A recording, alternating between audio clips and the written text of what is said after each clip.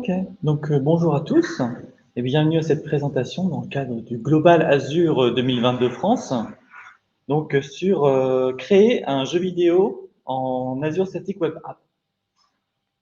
Donc je suis Marc Kruzik et donc je suis développeur de jeux vidéo depuis 2004. Je suis aussi un développeur .NET C#, principalement pour les solutions bancaires. Je suis aujourd'hui en mission dans une grande banque, des activités de Forex, qui sont des activités financières. J'ai aussi été consultant pour de la health tech, de l'edutech, de la fintech, voire de la sécurité, enfin à peu près tout ce qui a le mot tech dedans. Et j'étais aussi expert en gamification, professeur, j'étais développeur évidemment, un peu tout ce qu'on peut faire en jeu vidéo. Donc ça tombe bien, c'est notre sujet d'aujourd'hui, puisque quand on parle de créer un jeu vidéo, évidemment on parle avant tout du jeu lui-même. Alors, je ne sais pas si ici, il y en a qui sont familiers avec le jeu vidéo. Est-ce qu'on a des joueurs? Oui, je vois des mains qui se lèvent. Donc, en effet, il y a des gens qui jouent. Donc, plutôt des jeux vidéo à très gros budget, des jeux vidéo console, voilà, des jeux vidéo à 60 euros. Bon, on va parler de jeux vidéo à beaucoup plus petit budget, hein, puisque je vais vous montrer un projet sur lequel j'ai passé à peu près un mois. Donc, c'était un mois pendant les vacances, entre deux missions. Je m'intéressais à une nouvelle technologie pour l'époque qui s'appelle Blazor. Alors, Blazor technologie liée à l'écosystème .NET. Est-ce qu'il y a des gens ici qui connaissent Blazor? Oui, je vois quelques mains qui se lèvent. Oh oui, on a quasiment la moitié de la salle qui connaît Blazor. Donc, bah, ça tombe bien. De toute façon, je vais vous résumer un peu ce qu'est Blazor rapidement. Et enfin, donc Azure Static Web App. Donc, je pense que tout le monde ici connaît Azure. Est-ce qu'il y a des gens ici qui ont eu l'occasion de faire des static web apps? Ah, voilà. Donc, ça va être l'occasion de découvrir justement les static web apps. De toute façon, il n'y a pas de secret, c'est dans le titre, hein. Azure Static Web App. Donc, ce qu'on va faire maintenant, c'est que je vais quand même commencer par faire un petit résumé ici. C'est que si vous connaissez le jeu vidéo, vous savez que l'une des caractéristiques du jeu vidéo comparé aux autres logiciels, c'est que ça bouge beaucoup à l'écran. Et là, on parle d'une technologie qui s'appelle statique. Donc là, c'est un peu un spoiler, mais il va y avoir un petit décalage entre ce qui se fait habituellement dans les jeux vidéo et ce qu'on va pouvoir réaliser avec cette technologie. Mais c'est le but, justement. Ici, on n'est pas sur un, vous comprenez, on n'est pas sur un projet commercial, on n'est pas sur un projet professionnel qui sert à résoudre une problématique de la vie réelle. Non, on est sur un projet de divertissement. Et là, il s'agissait de tester une technologie qui s'appelle Blazor. Il s'agissait donc de tester un environnement qui s'appelle Azure Static Web App et de voir qu'est-ce qu'on peut en tirer pour faire du jeu vidéo. Alors, tout d'abord, la première partie qui est sur la création d'un jeu. Donc, le plan d'ailleurs va suivre trois grandes parties. Qu'est-ce qu'un jeu? Comment exactement comment j'ai fait pour créer ce jeu? Au niveau technique, comment j'ai fait pour le réaliser? Et au niveau d'Azure, comment j'ai fait pour le déployer? Donc tout d'abord, on va parler de la partie inspiration. Il faut savoir que dans le jeu vidéo, on peut évidemment créer un jeu entièrement par soi-même, entièrement original, mais généralement, ce qu'on fait quand on veut tester une technologie, c'est qu'on fait ce qui s'appelle un clone. Alors, un clone, comme son nom l'indique, vous prenez un jeu existant et vous en faites une copie. Par exemple, beaucoup de développeurs font des clones de Tetris, des clones de Pac-Man, qui sont des jeux assez anciens, qui donc sont moins exigeants au niveau technologique. Là, j'ai pris volontairement un jeu qui était très exigeant au niveau technologique. Donc, c'est un jeu qui s'appelle Factorio. Est-ce que par hasard des gens ici connaissent Factorio? Oui. Factorio, qu'est-ce que c'est? Factorio, c'est un jeu de gestion d'usine, avant tout un jeu de tapis roulant. Donc, je vous montre ici un premier exemple, après je vais vous montrer d'autres images. Mais le principe de ce jeu, c'est avant tout de la gestion de ressources. Et j'utilise volontairement le mot ressources parce que nous-mêmes dans l'informatique, particulièrement dans le contexte d'Azure, on utilise ce mot ressources pour parler d'ensemble de données, de packages, d'autres choses. Et il y a cette notion de ressources qui va régulièrement revenir. Alors, ce que je vous propose ici, c'est que je vais vous montrer un court extrait vidéo, à peu près 40 secondes, issu du jeu, pour que tout le monde puisse voir en quoi correspond ce jeu d'origine. Je précise que je ne vous montre pas là le jeu que j'ai réalisé, le prototype, le clone. Je vous montre là l'inspiration d'origine. Et je pense que vous allez avoir un peu une idée des demandes, des exigences techniques de ce projet. Donc, vous voyez ici, nous avons donc d'abord des espèces de mines qui mettent des ressources sur un tapis roulant. Donc, après ça, ces ressources passent dans des fours. Ces fours donc cuisent les ressources, les font fondre et vont créer par exemple des plaques de métal. Ces plaques de métal arrivent sur d'autres tapis roulants et sont assemblées pour fabriquer des objets qui sont eux-mêmes passés sur d'autres tapis roulants avec énormément de ressources, etc., etc. Donc on est dans un jeu qu'on appelle un jeu de gestion de ressources. C'est une simulation d'usine. Si vous vous intéressez à ce sujet, vous vous intéressez à prendre le jeu, ça s'appelle Factorio. Et c'est un jeu qui consiste à faire ça, c'est-à-dire qui consiste à construire des usines, les déployer sur des centaines de mètres, récolter des centaines, des milliers, des millions, voire des milliards de ressources pour les combiner et en faire d'autres ressources. Donc c'est vraiment un jeu qui est entièrement basé là-dessus. Ce qui est intéressant avec ce genre de projet, c'est qu'il y a à la fois évidemment une dimension jeu, mais aussi une dimension combinaison de ressources. Et surtout gestion à l'échelle, et aussi un sujet important qu'on appelle la scalabilité. Scalabilité, vous commencez avec un petit bonhomme qui va venir faire des choses à la main, et vous terminez avec une usine absolument gigantesque. La question, c'est comment faire pour mettre en place tout cela, comment faire pour gérer aussi un autre sujet qui nous intéresse particulièrement en tant que développeur Azure, c'est le sujet de l'automatisation. Vous avez remarqué que cette usine semble fonctionner entièrement seule, et c'est le cas. Tout est automatisé, il n'y a plus d'intervention de la part du joueur pour traiter ces éléments, traiter ces ressources. Et là, grosso modo, je vous ai donné l'inspiration à la fois du projet lui-même, mais aussi des mécaniques de base qu'il y a dedans, et surtout des principes que l'on peut rattacher à ce que l'on connaît dans le milieu du développement informatique, la gestion de ressources et l'automatisation. Donc, maintenant, la question, c'est est-ce qu'on peut faire ça avec la technologie qu'on a visée, c'est-à-dire une technologie statique? Bon, la réponse est non. Donc, alors, c'est pas la fin de la présentation, hein, on va continuer, on va trouver comment faire. Et la question, c'est plus, est-ce qu'on peut donner ce sentiment avec notre technologie? Et la réponse est oui. Donc, le principe, c'est de se dire justement, on est sur une situation complexe, mais avec des mécaniques de base qui nous intéressent. Comment est-ce qu'on fait pour traduire ces intentions-là avec la technologie? Donc, en effet, il s'agit de faire un jeu qui finalement est très simple. Alors, parmi les jeux simples, un jeu statique, évidemment, ça n'a pas tellement de sens parce que si rien ne bouge à l'écran, on ne peut pas en faire un jeu. Donc, la question, c'est comment aller un cran plus loin ou deux crans plus loin ou aller juste suffisamment loin pour rester dans les dimensions de ce que la technologie est capable de faire, tout en procurant ces sensations et cette envie justement d'automatiser la gestion des ressources. Alors, parmi les premières étapes, il y a ce qu'on appelle un clicker game. Alors, un clicker game, je vais expliquer tous les termes parce que c'est important de voir ces différentes étapes. Un clicker game, par exemple, c'est cookie clicker. Alors, cookie clicker, ça a été un grand phénomène. C'est un jeu qui consiste à cliquer un cookie. Et oui, et ça a été un succès planétaire. Des millions de gens se sont connectés à travers le monde pour cliquer sur un cookie. Alors évidemment, vous ne faites pas que cliquer sur un cookie. C'est plus vous cliquez sur le cookie, plus vous récoltez de cookies. Et avec ces cookies, vous achetez des mises à jour, des upgrades qui vont faire que vous allez cliquer de plus en plus fort, de plus en plus souvent, de plus en plus vite. Mais la dynamique de base reste extrêmement simple. Alors, pour moi, c'était un peu trop simple. Je voulais pas faire un jeu juste où on se contente de cliquer quelque part et ça suffit. Je voulais avoir une gestion. Et donc, il y a un autre genre de jeu qu'on appelle les idle games. Alors, qu'est-ce que c'est un idle game? Un idle game, c'est un jeu on attend. Ou plus exactement, on lance des actions et on attend qu'elles se soient résolues. C'est un peu comme un jeu avec des barres de chargement. On remplit ces barres de chargement et quand elles sont remplies, on gagne quelque chose. Mais là encore, ça allait pas suffisamment loin. Donc la question, c'est en gros, comment passer d'un jeu comme Factorio, un jeu de gestion d'usine, un jeu de gestion de ressources, à quelque chose de suffisamment simple pour satisfaire. Et puis évidemment, je vais vous présenter ce qu'il en est. Donc pour ça, je me suis inspiré d'un sujet que l'on appelle la data visualisation.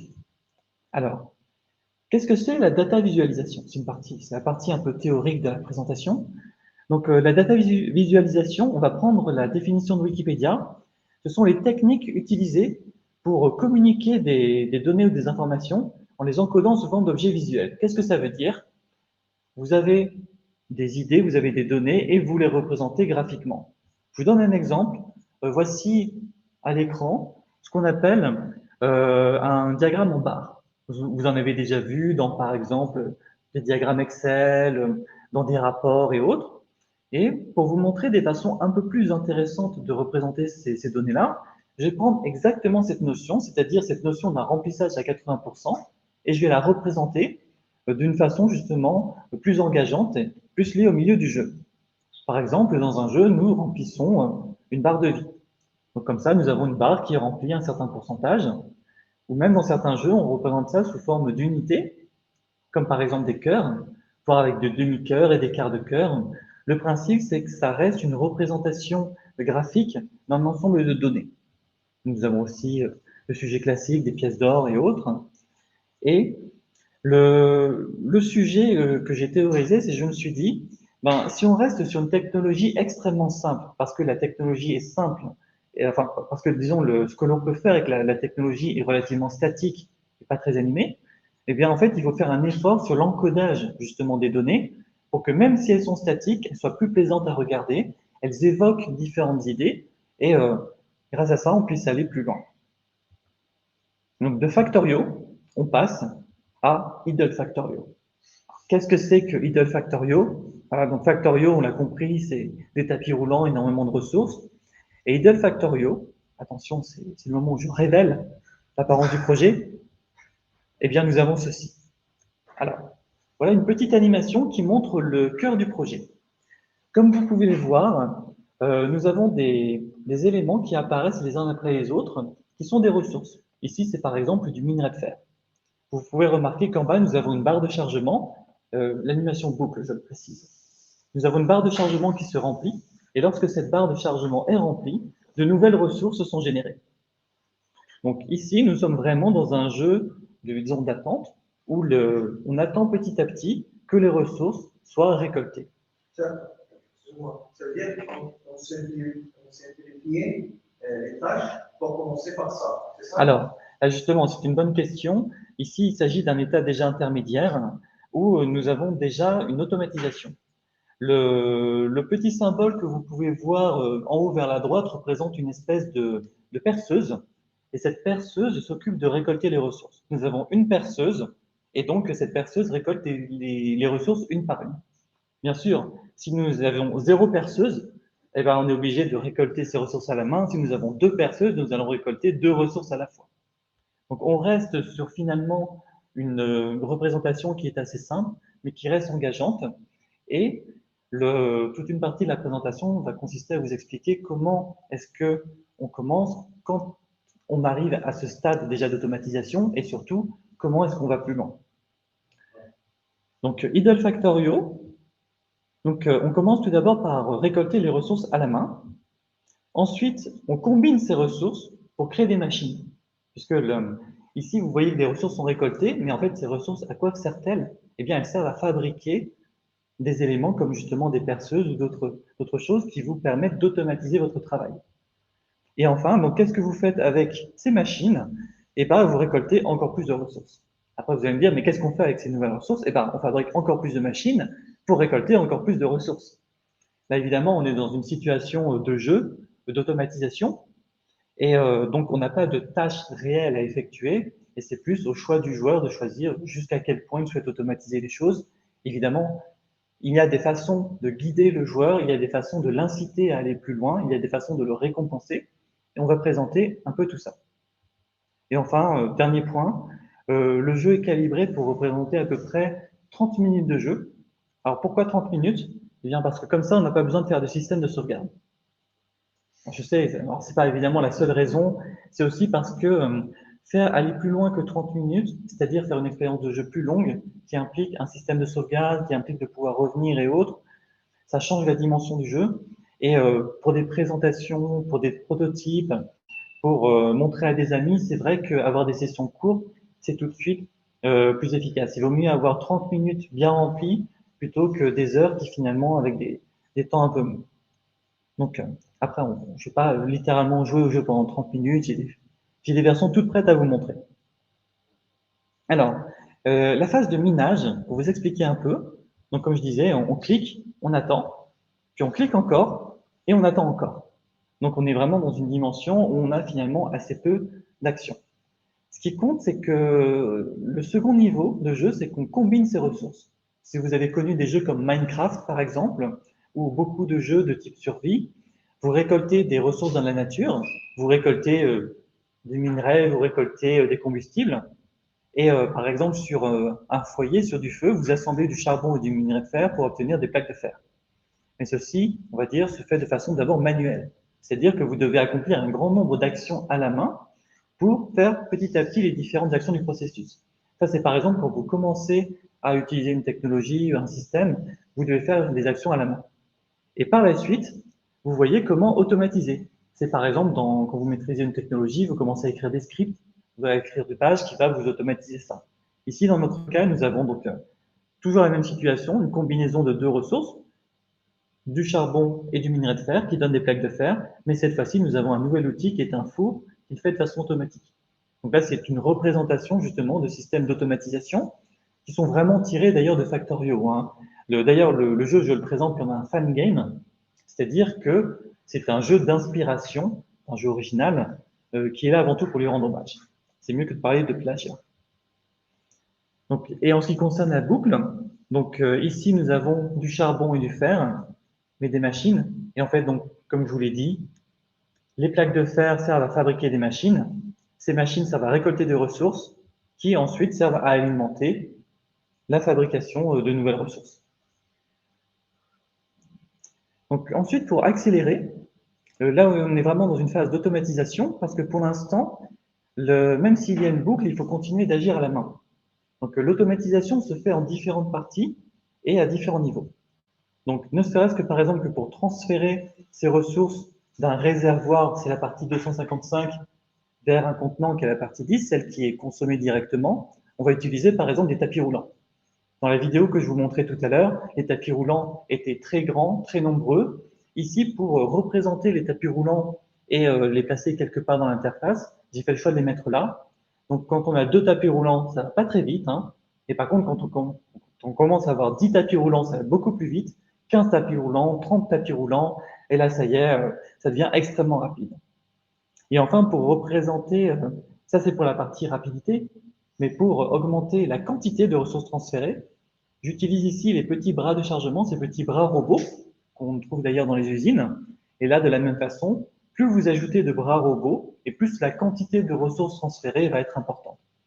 Donc ça ici, on a à peu près toute la représentation de cette partie principale de Factorio qui est la création de tapis roulants, le fait de placer des ressources quelque part, le fait de les charger, de les décharger, de les consommer, de fabriquer autre chose. Donc on passe, au début on est plutôt sur un clicker, donc un jeu sur lequel il va falloir beaucoup cliquer sur les différentes parties pour transférer les ressources à la main. Et par la suite, une fois qu'on est automatisé, on passe plus dans une phase idle, où tout simplement, c'est un peu comme quand on regarde un logiciel qui s'exécute tout seul en console, on voit les lignes de log qui s'ajoutent les unes après les autres, tout est automatisé, tout fonctionne bien. Maintenant arrive la partie pour guider le joueur. Comment est-ce qu'on fait pour guider le joueur?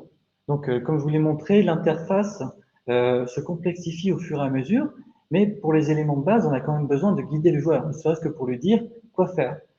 On reste quand même dans un système de jeu où il faut dire au joueur de faire quelque chose pour lui dire de progresser. On ne veut pas forcément lui dire directement dès le début comment faire pour gagner, mais on peut lui donner des premiers objectifs. Alors, les premiers objectifs, c'est un système de quête.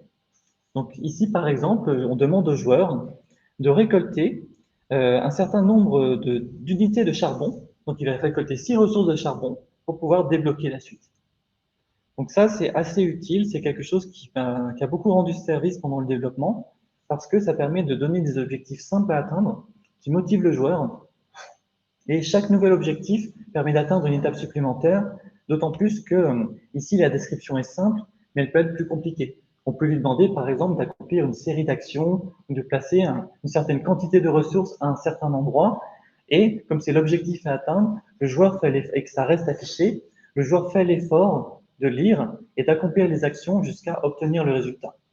D'autant plus que la détection est dynamique, c'est-à-dire que dès que l'objectif est rempli, ça change de couleur, le bouton s'affiche, il clique dessus, c'est les félicitations, tout le monde est content.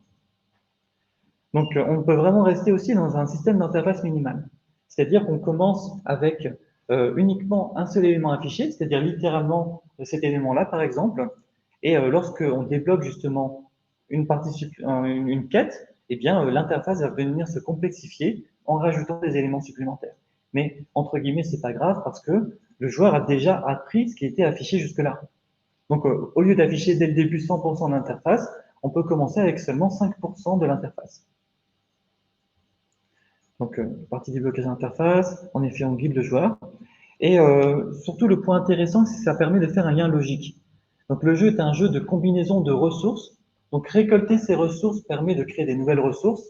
Et c'est en quelque sorte aussi une liste de courses. C'est-à-dire que sans le savoir, on fait récolter au joueur tout ce dont il a besoin pour la suite. C'est comme si on lui disait, va au supermarché, achète du lait, achète de la farine, achète des œufs, et maintenant tu vas pouvoir faire un gâteau. Bah, c'est exactement ça. Donc là vraiment, on est dans des dimensions de jeux vidéo, on est dans un sujet, disons que la création des mécaniques de jeu, c'est ce qu'on appelle le game design, donc vraiment la création des idées du jeu. Et ici, c'est plus une partie level design, c'est-à-dire qu'on choisit l'ordre dans lequel on met les éléments.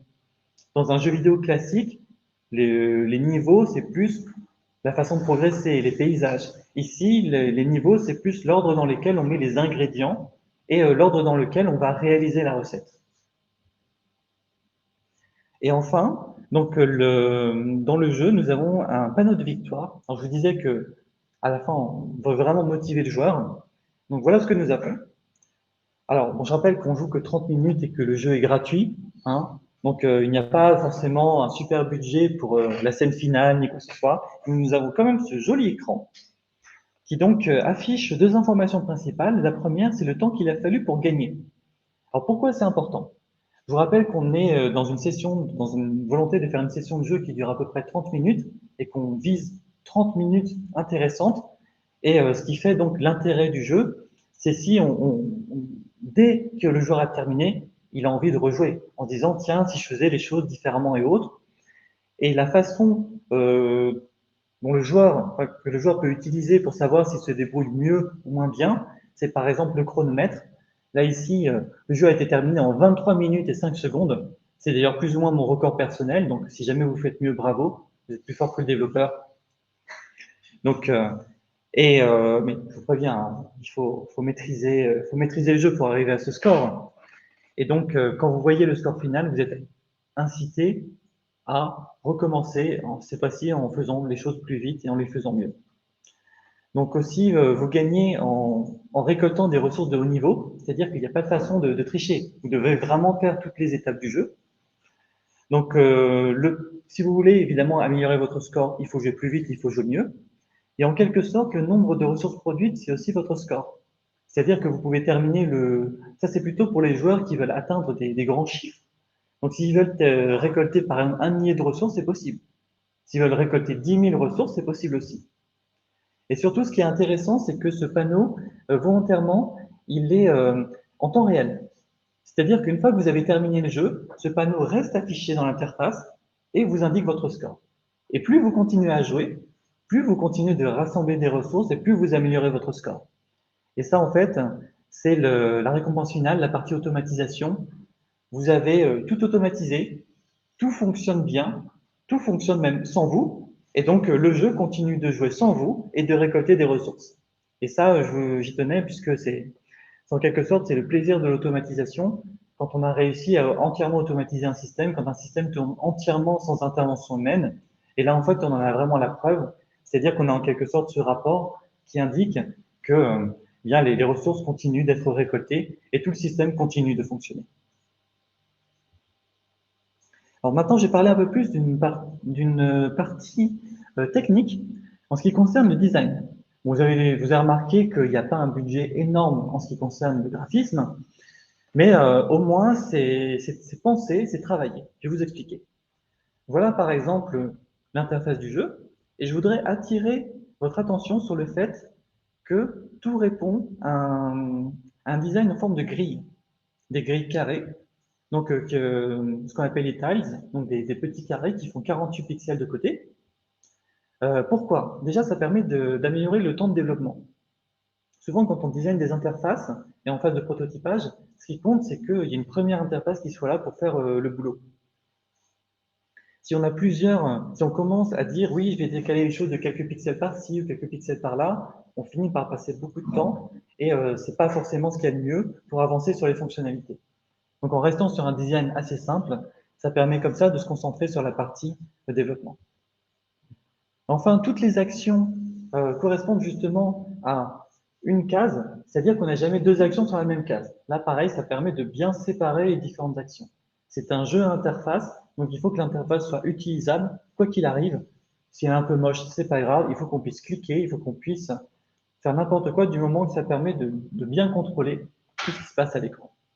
Et enfin, donc, quand les contrôles sont plus grands, eh bien, on leur fait prendre plusieurs cases. Là aussi, il ne faut pas se dire, bah, j'ai fait un contrôle à peine plus grand qui va faire une case et demie. Non. Si c'est plus grand qu'une case, ça prend deux cases. Si c'est plus grand de deux cases, ça prend trois cases, etc., etc. Le but, c'est juste de se dire, c'est important, je l'affiche, ou c'est pas important, je ne l'affiche pas. Il faut prendre une décision et faire en sorte que ça marche. Et enfin, il y a un dernier point important, c'est que c'est mobile friendly. On peut y jouer sur téléphone portable. Et oui, en fait, 48 pixels, c'est à peu près les dimensions recommandées pour les... Alors, 48 pixels, évidemment, ça dépend de la résolution, mais en gros, comparé à ce que je vous montre là à l'écran, ce sont les dimensions qu'il faut pour pouvoir jouer avec le pouce, que l'on soit droitier, que l'on soit gaucher, et ainsi bien contrôler ce qui se passe à l'écran.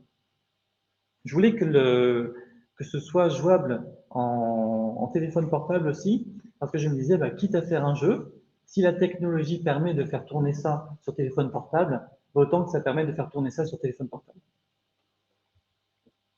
Donc maintenant, on va passer à la partie démo. Alors.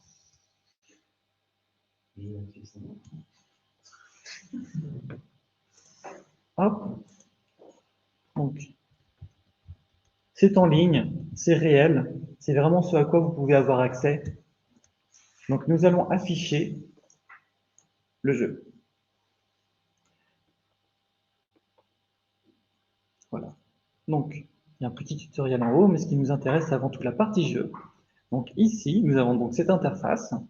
Je vais cliquer sur ce bouton bleu, la barre se remplit, et ça y est, nous avons récolté une ressource.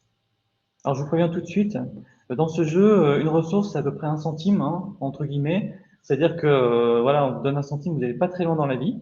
Donc on va recliquer sur le bouton, et on va récolter 2 ressources.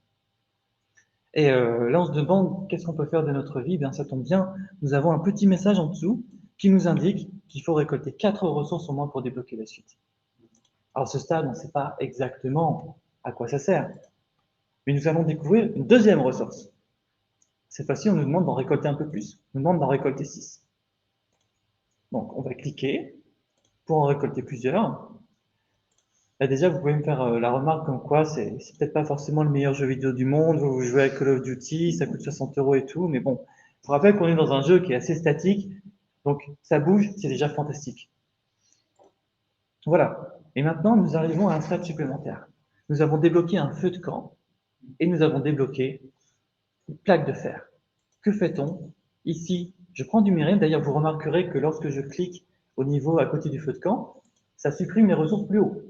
Donc c'est incroyable, le jeu réagit, l'interface change. C'est concret, ça y est, vraiment on change les choses. Je me sens comme ces premiers explorateurs qui ramassaient du minerai de fer dans la nature et qui, sur leur feu de camp, fabriquaient les premiers objets. Voilà, la barre de chargement se remplit, incroyable, j'ai fabriqué une plaque de fer. Alors, je pense que les premiers explorateurs ne faisaient pas vraiment comme ça. Mais oui, on est dans un contexte de jeu vidéo, on est un peu libre de faire ce qu'on veut. Donc voilà, sur un feu de camp, fabriquer des plaques de fer, voilà, ça ne pose pas de question. Donc on fabrique des plaques de fer, puis rapidement on s'aperçoit qu'il nous manque des ressources. Donc qu'est-ce qu'on fait? On doit récolter d'autres ressources.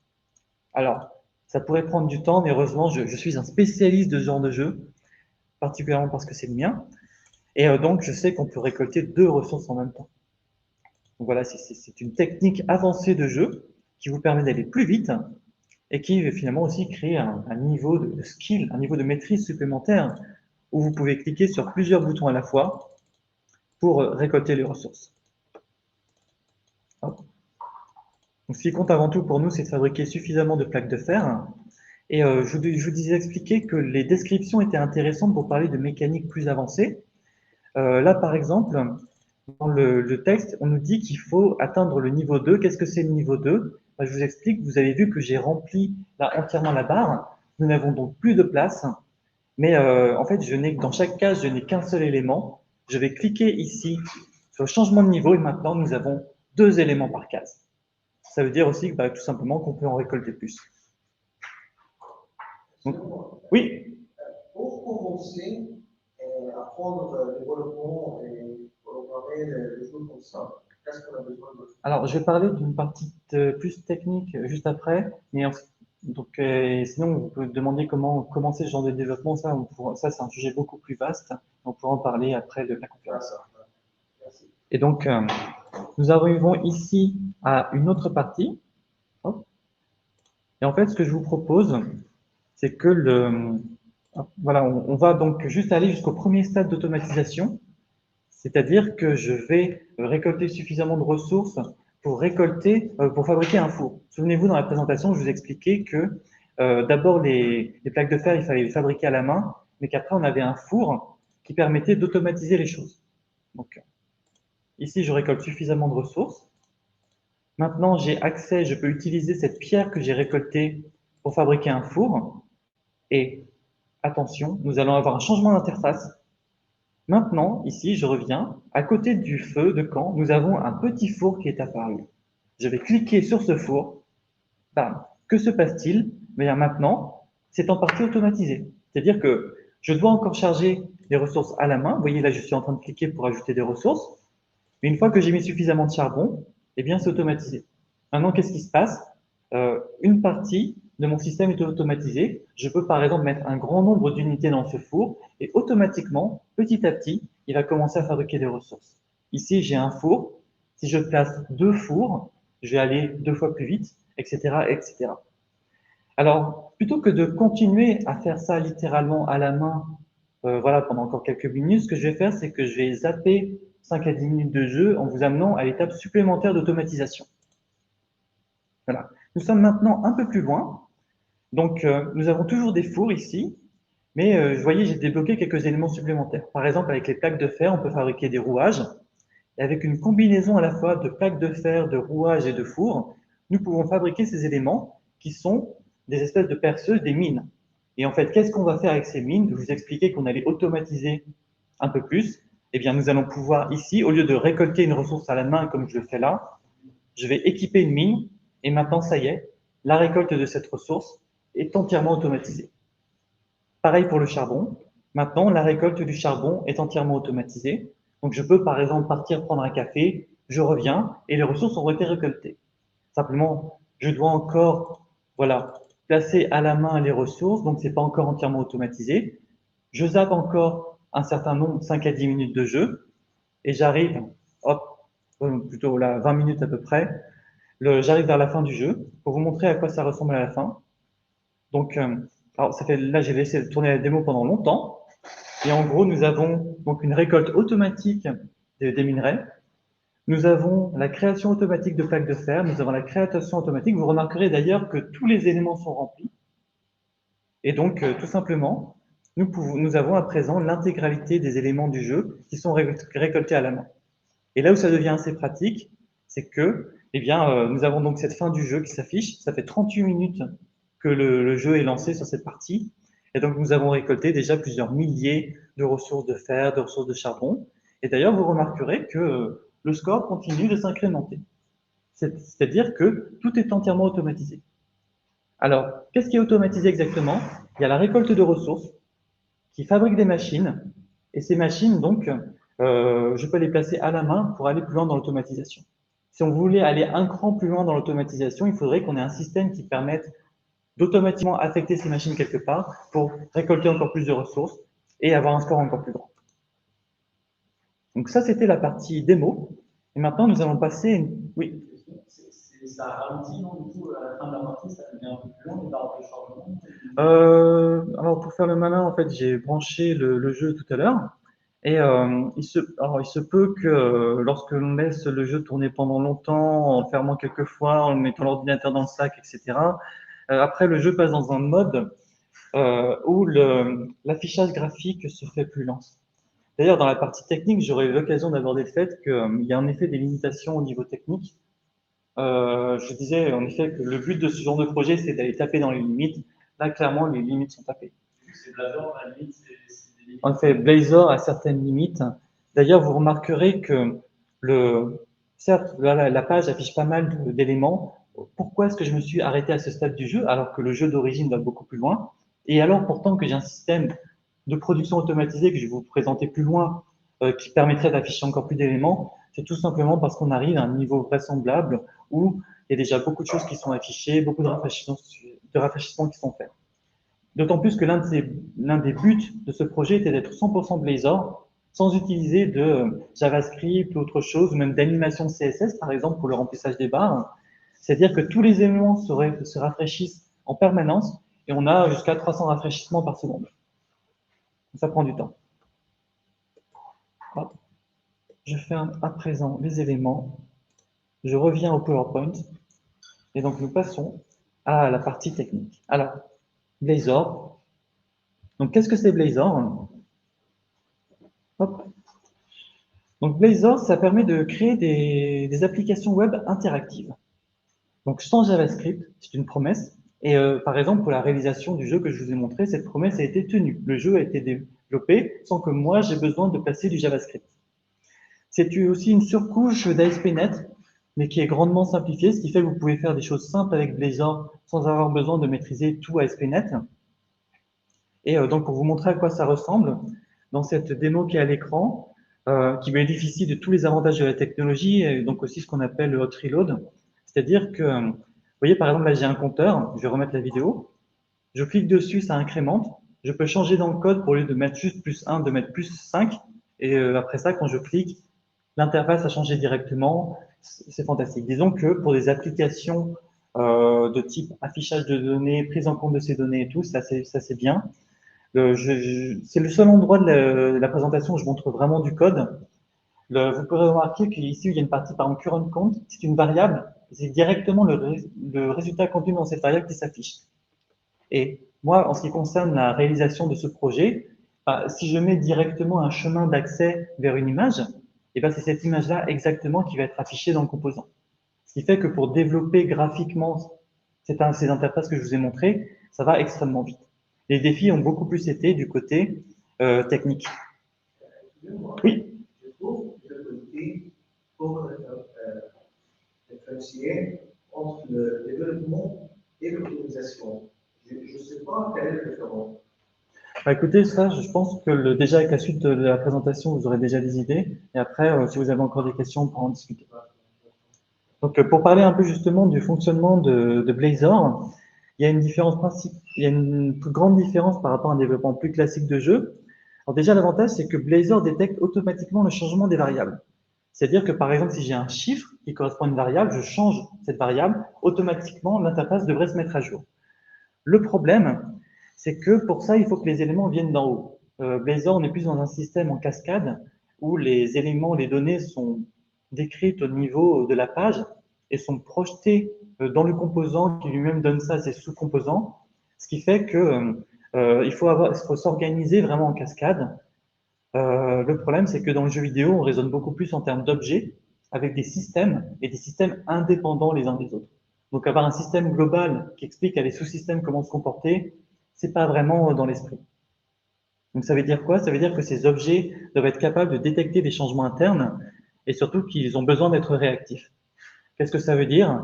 Eh bien, ça veut dire ici, dans mon cas, que lorsque je récolte une ressource de plus, eh bien, il va y avoir le composant coffre va automatiquement détecter qu'il y a une ressource de plus, donc il va rafraîchir la case qui correspond bien à l'élément en soit affichant une ressource, soit augmentant son chiffre. Ici, en bas à droite, vous avez un petit incrément, vous avez un petit total qui est par exemple le chiffre 9, celui-là aussi doit se mettre à jour.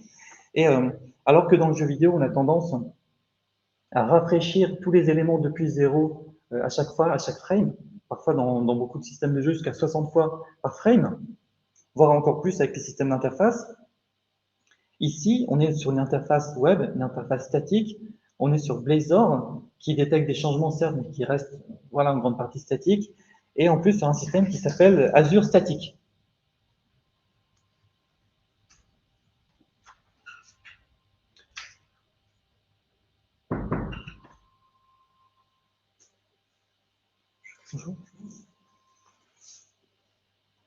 Donc, en ce qui concerne ces éléments-là, donc il y a vraiment un véritable intérêt à utiliser tout ce qui est réactif pour changer uniquement les parties qu'il faut de l'interface. Et là où Blazor a un avantage, c'est qu'un composant graphique ou un composant d'interface que HTML peut être composé, peut avoir plusieurs sous-composants, on peut faire en sorte de rafraîchir uniquement une sous-partie. En effet, redessiner l'intégralité du composant prend plus d'efforts que rafraîchir uniquement une partie, et donc il faut faire attention à la façon dont on découpe ces éléments. Mais comme je vous l'ai dit, ce projet-là a tapé dans les limites de ce que Blazor pouvait faire, et j'ai d'ailleurs comparé le nombre de rafraîchissements, le nombre de composants, etc., à des interfaces d'autres types faites par des confrères. Et en effet, on est grosso modo dans les limites de ce que le système peut faire. Et comme je vous ai dit, les barres de chargement elles-mêmes n'utilisent pas de système comme les animations CSS, donc on est vraiment dans du rafraîchissement frame par frame. Donc en ce qui concerne d'ailleurs ces composants réactifs, donc il y a l'affichage des ressources, l'affichage de leur somme, ce que je vous disais plus tôt, l'animation donc de cette barre de chargement. On vous remontre là vraiment donc, une petite image animée qui vous remet tout le système de fonctionnement. Nous avons 14 générateurs de ressources en tout, donc potentiellement jusqu'à 14 barres animées à chaque fois, d'autant plus que lorsqu'une barre se termine, ça veut dire qu'une ressource supplémentaire a été récoltée, donc il faut la mettre à jour. Et figurez-vous qu'il y a un problème supplémentaire, c'est que là, par exemple, je mets à jour le minerai de fer, mais tous les générateurs qui peuvent utiliser du minerai de fer, ils ont eux-mêmes le compteur du minerai de fer à côté, et donc eux-mêmes doivent se mettre à jour. Donc, en cascade, une mise à jour d'un nombre de ressources implique la mise à jour de son générateur et la mise à jour d'autres générateurs. Donc, qu'est-ce que j'ai? J'ai un système qui permet de limiter le nombre de rafraîchissements. Par exemple, ce n'est pas le composant lui-même qui décide de se rafraîchir, mais s'il reçoit, il attend, par exemple, un certain temps ou la fin d'un espace de temps pour se mettre à jour, ce qui fait que s'il a reçu 5 fois l'ordre de se mettre à jour, eh bien, il va ne le faire qu'une fois en fin de cycle. Donc, comme ça, on peut avoir certains cycles qui sont là pour décharger le système. Par contre, là, c'est déjà de l'adaptation pour économiser justement les performances. Et ça, c'est un problème, ça veut dire qu'on est déjà tapé largement dans les limites du système et qu'on est obligé d'implémenter des systèmes d'optimisation qui permettent d'économiser. D'autant plus que le Blazor est comme... Oui. C'est-à-dire, si on a besoin, par exemple, 400 refresh par seconde, ça fait une performance très mal. On a besoin d'adapter la performance de l'ordinateur aussi, c'est ça? En effet, donc plus il y a de rafraîchissement, plus ça nécessite de performance et plus il faudra avoir un ordinateur puissant. Après, dans le contexte de Blazor, ce qui se passe, c'est que on attend d'autres boulots d'étranglement avant. Pour vous présenter un peu quand même certaines spécificités du sujet, donc j'ai pas utilisé une vraie base de données. J'ai utilisé un simple fichier CSV dans lequel il y a toutes les recettes, avec le temps nécessité, ce qui fait que c'est très facile à modifier. Et ça, c'est bien parce que pour l'expérience de jeu, je peux facilement faire évoluer les recettes, faire évoluer leur temps. Par exemple, voilà la recette de base, une particule de fer plus une particule de charbon, ça donne une plaque de fer. En ce qui concerne la création des générateurs, c'est-à-dire ces éléments que l'on voit à l'écran, ils sont dynamiquement créés en fonction de la recette. C'est-à-dire que si j'ai une recette avec 3 éléments d'entrée, un élément de sortie, le générateur va automatiquement se fabriquer et l'interface de ce générateur va être automatiquement générée. Ça veut dire quoi? Ça veut dire, je change la recette, toute l'interface sera créée exactement comme il le faut pour la recette. Je rajoute une recette, 2 recettes, 5 recettes, tout sera mis à jour. Et bon, évidemment, il y avait les problèmes dont je vous parlais plus tôt, notamment ce qui concerne les mises à jour. Alors, pour la partie logique, il y a vraiment un timer avec 60 itérations par seconde, et c'est ça le plus important. C'est ça qui permet d'avoir la régularité du système. Par contre, la partie graphique, on vise 30 rafraîchissements par seconde approximativement. C'est-à-dire que si jamais le jeu commence à ramer ou autre chose, il y aura moins de rafraîchissements, mais grâce à l'horloge logique de 60 itérations par seconde, une minute de jeu correspond toujours à une minute de jeu. Et enfin, si vous voulez plus d'informations sur ce projet, eh bien, je le décris notamment dans sa partie technique dans le magazine programmé 100% jeu, spécial hiver 2022, donc en français. Donc voilà, j'ai mis ma tête à côté parce que ça, c'est ma marque de fabrique. Un article réalisé par Marc Ruzik sur un jeu de Marc Ruzik. D'ailleurs, vous êtes ici dans une présentation de Marc Ruzik. Et enfin, pour ceux d'entre vous qui sont programmeurs, qui veulent voir le code, il y a un GitHub. Donc voilà, vous pouvez noter github.com/marcruzik/idle_factorio. Vous aurez accès à tout le code. Je rappelle que c'est un projet Blazor. Et enfin, la partie Azure Static Web App, qui est assez rapide, puisque dans Visual Studio 2019, j'ai installé les plugins, j'ai cliqué sur Publish dans mon compte Azure, une subscription gratuite, et voilà, c'était fait. D'ailleurs, tout à l'heure, la démo que je vous ai montrée était sur Azure. C'est vraiment aussi facile que ça, et j'étais moi-même sidéré. Pour quelqu'un qui, comme moi, débute ce genre de déploiement, ça simplifie incroyablement la vie. Par contre, vous comprenez bien qu'avec cette méthode très simple, je suis à la recherche d'amélioration. Je n'ai aucune idée de ce qu'il est pour la scalabilité. Les métriques, je n'ai pas encore vraiment trouvé dans l'interface. Le système de sauvegarde, j'aimerais bien plutôt utiliser des systèmes Azure plutôt que de le faire à la main. Et le système de login, là aussi, j'aimerais avoir quelque chose qui soit vraiment, qui utilise les possibilités d'Azure. Pour la communication, je ne sais pas faire la communication parce que je ne sais pas si genre ça va ramer ou s'il va y avoir trop de gens sur le serveur ni quoi que ce soit. Et voilà, donc je voudrais faire une communication sur Reddit auprès de la communauté Factorio, recevoir éventuellement un mot des développeurs. Et enfin, je suis à la recherche justement d'aide d'experts Azure pour m'aider à faire évoluer ce projet. Donc, si vous êtes développeur Azure et que vous êtes dans la salle, n'hésitez pas à venir me voir. Voilà, donc merci beaucoup d'avoir assisté à cette présentation.